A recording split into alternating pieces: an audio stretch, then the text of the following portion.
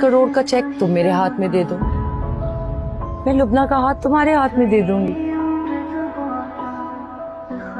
10 करोड़? मुझ जैसे इंसान की जेब से 100 रुपए का बंधा नोट निकलना बड़ी बात है। क्यों, तुम में क्या करूं? सुनो लड़के, ये जो चेहरा सूरत शख्सियत है ना, ये सब लोअर मिडिल क्लास लोगों के मसाइल होते हैं। मर्द की सूरत, उसकी शख्सियत और उसका वकार सब उसके पैसे से होता है।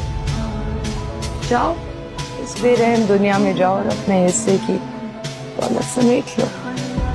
खुद को इतना अमीर करो, ये जो तुम्हारी शख्सियत के ऐब है ना, दुनिया को स्टाइल लगने लगे।